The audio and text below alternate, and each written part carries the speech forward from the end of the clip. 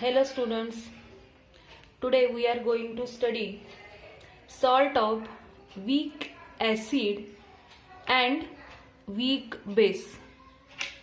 Last time we see the salt of strong acid, strong base. First type. Then salt of strong acid, weak base. Third, salt of weak acid, strong base. Now we will see salt of weak acid and weak base. So here both acid and base are weak, and therefore first of all we see weak acid and weak base चा जो salt आहे तो आपण BA असा consider करायचा आहे, म्हणजे general घ्यायचं आहे आपल्याला. BA हा सॉल्ट कसा आहे, वीक ऍसिड आणि वीक बेस पासून बनलेला आहे. आता BA हा सॉल्ट असल्यामुळे तो कम्प्लिटली डिसोसिएट होतो, आणि म्हणून आपण इथं BA gives B plus plus A minus completely dissociate single arrow लिहिलेलं आहे. याचं डिसोसिएशन कम्प्लिटली होतं. आता हा B प्लस आणि A मायनस वॉटर बरोबर जेव्हा रिॲक्ट होतो त्यावेळेला त्याच्यापासून काय तयार होणार आहे, B plus plus A minus plus H2O gives BOH and HA. इथं जो BOH तयार झालेला आहे हा वीक बेस आहे, आणि इथं HA हा वीक ऍसिड आहे. आपण इथं दोन्ही जे तयार झालेले आहेत हे दोन्ही पण वीक आहेत. BOH आणि HA हे दोन्ही पण वीक आहेत. मग या जर का आपण बघितलं लास्ट लेक्चरला आपण जर का दोन्ही पण ऍसिड बेस स्ट्रॉंग असतील तर तिथं काय सांगितलं होतं आपण, salt does not react with किंवा सॉल्ट डज नॉट हायड्रोलाइज. जर का आपण स्ट्रॉंग ऍसिड घेतलं तर आपण काय बघितलं होतं तिथं स्ट्रॉंग ऍसिड वीक बेस साठी, की जे स्ट्रॉंग असतं ते त्या प्रकारचं सोल्युशन असतं. म्हणजे वीक ऍसिड स्ट्रॉंग बेस घेतलं तर सोल्युशन बेसिक असतं. स्ट्रॉंग ऍसिड वीक बेस घेतलं तर ते ऍसिडिक असतं. पण इथं दोन्ही पण वीक आहेत. मग या सोल्युशनचं नेचर कसं असणार आहे, ऍसिडिक असणार आहे का बेसिक असणार आहे, तर इट किंवा न्यूट्रल असणार आहे. कसं असणार आहे, तर हे दोन्ही पण वीक असल्यामुळं either this solution is acidic, basic और neutral. It depends on strength of किंवा relative strength of weak acid and weak base form in the hydrolysis reaction. Strength वरती डिपेंड असतं. आता मग या ठिकाणी स्ट्रेंथ जी आहे त्याच्यावरती डिपेंड असल्यामुळे या ठिकाणी आपण ही जी स्ट्रेंथ आहे आपण डिसोसिएशन कॉन्स्टंट आपण ओसवाल डायल्युशन लॉ बघायच्या आधी बघितलेलं होतं. KA is dissociation constant of acid आणि KB is the dissociation constant of base. मग तीन कंडिशन आहेत. म्हणजे ह्या सॉल्टसाठी वीक ऍसिड वीक बेसचा जो सॉल्ट आहे तो ऍसिडिक केव्हा असेल, तर ज्या पहिली कंडिशन काय आहे, तर ज्या वेळेला KA ग्रेटर दॅन KB असेल. KA ग्रेटर दॅन KB असेल तर सोल्युशन ऍसिडिक असतं. KB ग्रेटर दॅन KA असेल तर सोल्युशन बेसिक असतं. आणि KA is equal to KB असेल तर सोल्युशन हे न्यूट्रल असतं. It depends on KA and KB, that is या ठिकाणी डिग्री ऑफ डिसोसिएशन. जो स्ट्रॉंग असेल वीक ऍसिड आणि वीक बेसमध्ये पण जो स्ट्रॉंग असेल त्याच्यावरती किंवा ज्याचं डिग्री ऑफ डिसोसिएशन जास्त असेल त्याच्यावरती काय असणार आहे, या ठिकाणी सोल्युशन हे ऍसिडिक, बेसिक किंवा न्यूट्रल ठरणार आहे. म्हणजे लक्षात घ्या, तुम्ही म्हणाल हे दोन्ही पण वीक आहेत आणि मग तरी सुद्धा स्ट्रॉंग कसं काय, तर आता फॉर एक्झाम्पल जर काय एखाद्याला एखाद्या विषयामध्ये 100पैकी 36 मार्क पडलेत आणि दुसऱ्याला किंवा त्यालाच 100पैकी 40 मार्क पडले दुसऱ्या विषयात, तर 100पैकी 36 आणि 100पैकी 40 हे दोन्ही मार्क काय आहेत, कमीच आहेत. पण दोन्ही कमी असले तरी त्यातल्या त्यात कुठले जास्त आहेत, तर 40 मार्क हे जास्त आहेत. आणि म्हणून आपण काय म्हणणार की 40 मार्क ज्याच्यात पडलेत ते जास्त आहेत. ऍक्च्युली ते कमीच आहेत दोन्ही पण आपण 36 पेक्षा ते 40 बेटर म्हणून या ठिकाणी. तसं इथं हे दोन्ही पण ऍसिड आणि बेस जे आहेत हे दोन्ही पण वीक आहेत, पण त्याच्यामध्ये सुद्धा ज्याचं डिग्री ऑफ डिसोसिएशन जास्त असेल तो काय असतो, स्ट्रॉंग असतो थोडक्यात. आणि ही जी डिग्री ऑफ डिसोसिएशन जी आहे आपण ओसवाल्ड डायल्युशन लॉ पाहिलेलाच होता, alpha is equal to square root of KA into C या ठिकाणी आपण पाहिलेलं होतं. तर ही जी व्हॅल्यू आहे KA आणि KB ची, याच्यावरती आपलं सोल्युशन जे आहे हे कोणत्या प्रकारचं असेल हे आपल्याला लक्षात येतं. अंडरस्टँड. तर आपण आता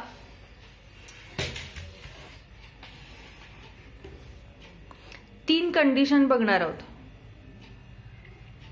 पहिली कंडिशन जी आहे ती आहे KA ग्रेटर दॅन KB, म्हणजे पहिला जो सॉल्ट आहे salt of weak acid and weak base. पण हा सॉल्ट कसा आहे, तर ज्याची KA व्हॅल्यू ही जास्त आहे KB पेक्षा, KA ग्रेटर दॅन KB. तर आपण एक्झाम्पल घेतलेलं आहे NH4AF. NH4AF हा असा सॉल्ट आहे, काय आहे हा, कुठल्या प्रकारचा सॉल्ट आहे, तर वीक ऍसिड आणि वीक बेसच. कारण की इथं तयार काय होणार, NH4AF हायड्रॉलिसिस केल्यानंतर NH4OH आणि HF हे दोन्ही पण वीक आहेत. पण मग या ठिकाणी NH4F is a salt of weak acid HF, आणि HF म्हणजे ऍसिड आहे हे, याची KA व्हॅल्यू किती आहे, तर 7.2 इंटू 10⁻⁴.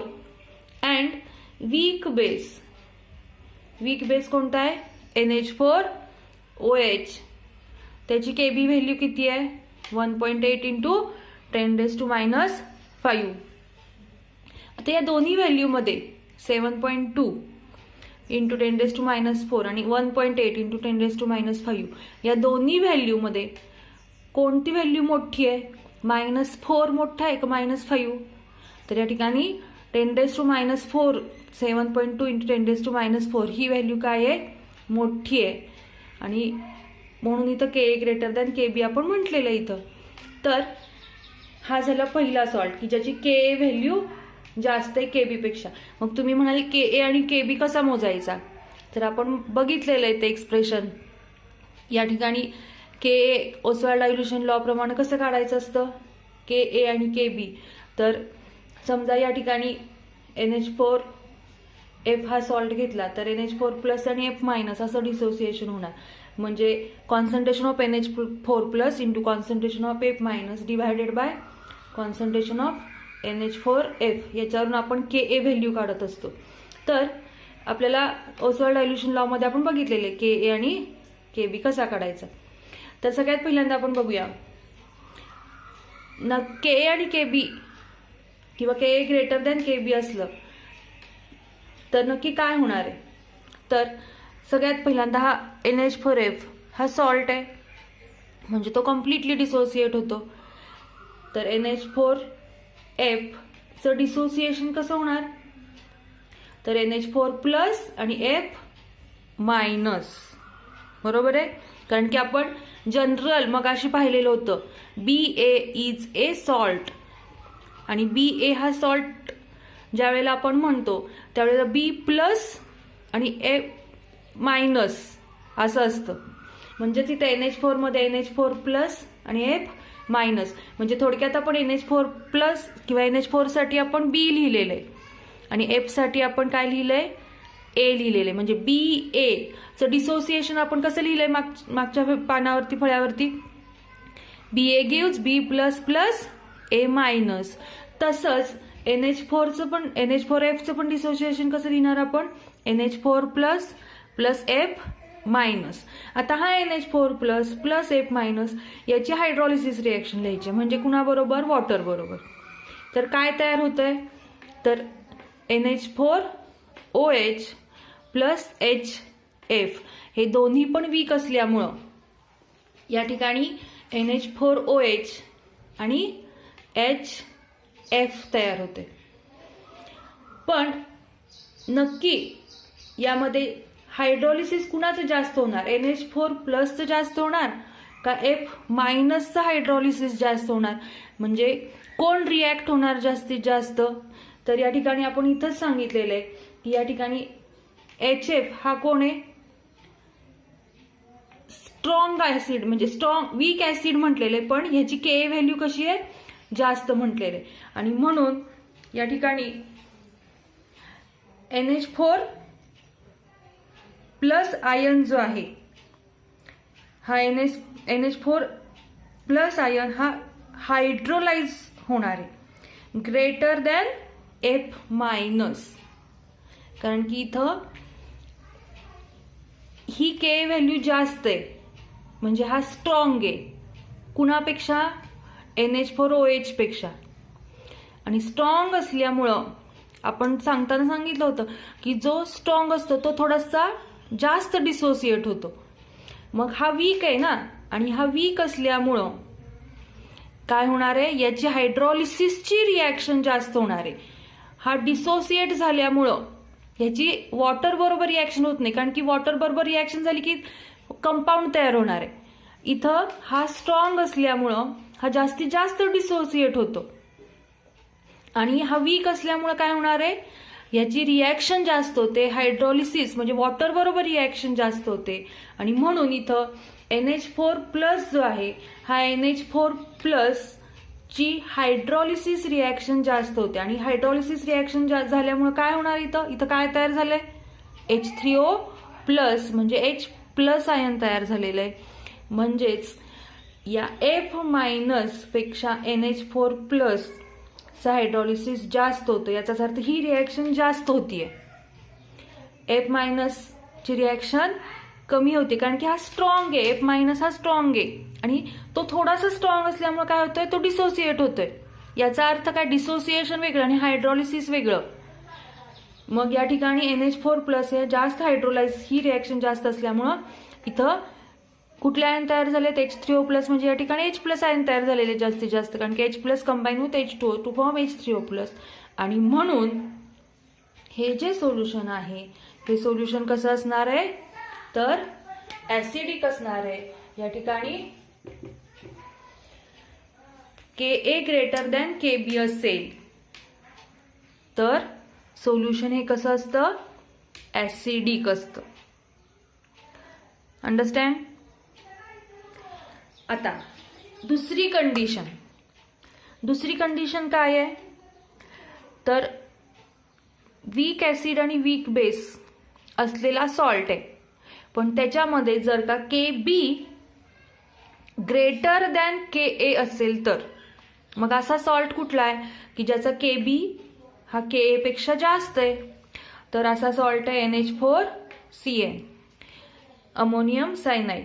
या ठिकाणी हा सॉल्ट कशापासून तयार झालेला आहे, तर it is a salt of HCN. हा HCN काय आहे, वीक ऍसिड आहे, अँड वीक बेस NH4OH. पण हा जो HCN आहे या HCN ची Ka व्हॅल्यू किती आहे, तर 4.0 इंटू 10⁻⁻10, आणि NH4OH आहे त्याची व्हॅल्यू किती आहे, तर 1.8 इंटू 10⁻⁵. आता तुम्ही सांगा याच्यामध्ये कोणती व्हॅल्यू आहे ही मोठी आहे, -10 का -5. तर 1.8 इंटू 10⁻⁵ ही जी व्हॅल्यू आहे ही व्हॅल्यू काय आहे, मोठी आहे कुणापेक्षा, 4.0 इंटू 10⁻⁻10 पेक्षा. आणि ही Kb ची व्हॅल्यू जास्त आहे, म्हणजे आपण इथं लिहिलंय का Kb ग्रेटर दॅन Ka. तर आता नेहमीप्रमाणेच NH4Cn हा सॉल्ट आहे. आपण बघितलेलं आहे की स्ट्रॉंग ॲसिड आणि स्ट्रॉंग बेस हे कम्प्लिटली डिसोसिएट होत असतात. आणि हा सॉल्ट असल्यामुळे NH4CN हा सॉल्ट आहे आणि हा सॉल्ट असल्यामुळे याचं डिसोसिएशन काय असणार आहे, नेहमी कम्प्लिटली असणार आहे. म्हणजे आयन्स कुठले तयार होणार, NH4 plus plus CN minus. आपण मगाशी BA is a salt gives BA gives B plus plus A minus असं लिहिलं. त्यासाठी जनरल आपण लिहिलेलं, आपण परत इथं लिहित बसलेलो नाहीये. तर NH4 प्लस आणि CN हे त्याचे आयन्स तयार झाले आणि म्हणून आपण इथं डायरेक्ट रिॲक्शन लिहिलेली आहे. काय लिहिली, तर NH4 plus plus CN minus plus H2O म्हणजेच हायड्रॉलिसिस रिॲक्शन गिव्स. आता इथं ॲरो कुठला लिहिलाय आपण, तर इथं आपण या ठिकाणी रिव्हर्स ॲरो लिहिलेला आहे. गिव्स NH4OH की जो काय आहे, वीक बेस आहे, and HCN which is a weak acid. आता वीक बेस आणि वीक ॲसिड आहे, पण वीक बेस आणि वीक ॲसिड जरी असले तर याच्यामध्ये आता इथं काय सांगितलेलं आहे, KB ग्रेटर दॅन KA म्हटलेलं आहे. आणि KB ग्रेटर दॅन याचा अर्थ काय, NH4OH KB बेससाठी लिहिलेलं आहे. याचाच अर्थ NH4OH जो आहे तो स्ट्रॉंगर दॅन HCN. हा जो बेस आहे हा बेस स्ट्रॉंगर आहे कुणापेक्षा, या ॲसिडपेक्षा.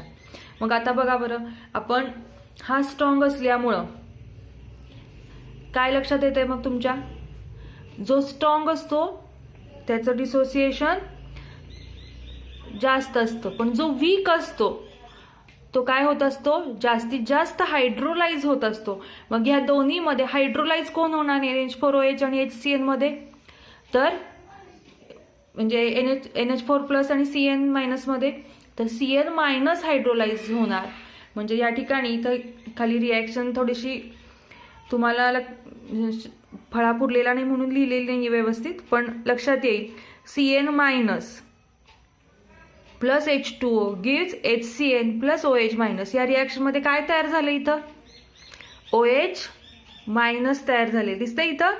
हे OH मायनस आहेत, म्हणजे CN मायनसचं हायड्रॉलिसिस जर का झालं तर इथं काय कुठले आयन्स तयार होणार आहेत, OH मायनस.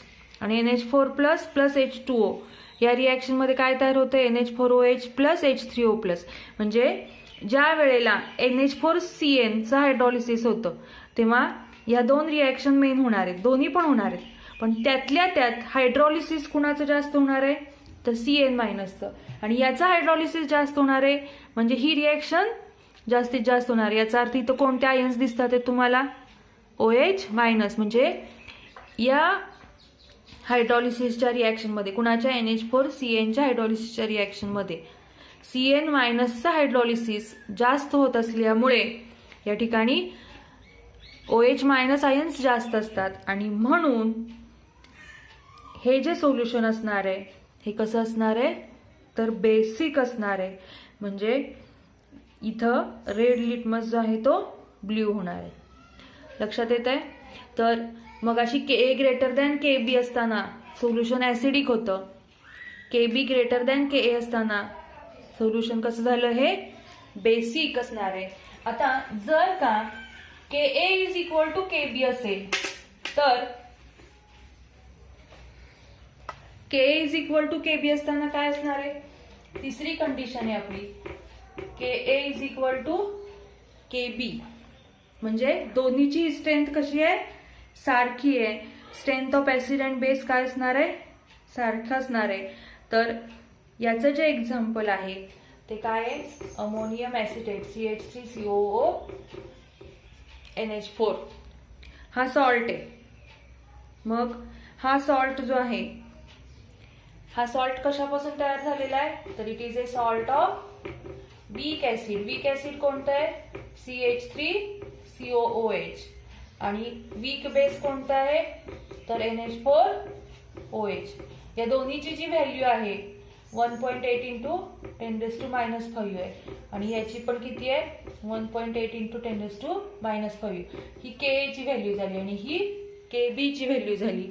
या ठिकाणी KA आणि KB सारखे आणि त्याच्यामुळं हे जे सोल्युशन आहे हे सोल्युशन कसं असणार आहे, तर सोल्युशन हे न्यूट्रल असणार आहे. पण समजा आपण रिॲक्शन जर का लिहायचीच म्हटलं तर ही रिॲक्शन कशी येणार, CH3COO NH4. इथं तयार काय होणार आहेत, CH3CO minus plus NH4 plus. या ठिकाणी हे आयन्स तयार होणार आणि पुन्हा CH3CO मायनस प्लस H2O. इथे इक्विलिब्रियम कंडिशन असणार आहे. इथं तयार काय होत आहे, CH3COOH प्लस OH मायनस आणि इथं NH4 plus plus H2O gives NH4OH plus H3O plus. आता बघा बरं, या दोन्ही रिॲक्शन मध्ये के आणि केबी व्हॅल्यू सारखी असल्यामुळं जेवढं ही रिॲक्शन होणार आहे तेवढ्याच प्रमाणात ही पण रिॲक्शन होतीये, कारण की डिग्री ऑफ डिसोसिएशन दोघांचं सारखंच आहे आणि सारखं असल्यामुळे जेवढे H प्लस आहेत तेवढेच OH मायनस आहेत आणि H प्लस आणि OH मायनस हे सारखे असल्यामुळं तिथं जी रिॲक्शन होते ती कशी असते, बेसिक असते, सॉरी न्यूट्रल असते. H plus is equal to OH minus असल्यामुळं reaction is neutral. Okay, thank you.